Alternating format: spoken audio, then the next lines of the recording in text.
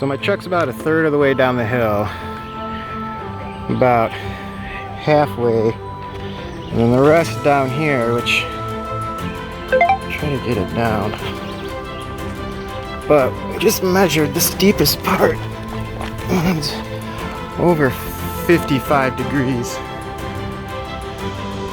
So I know it's always hard to tell, but that's me trying.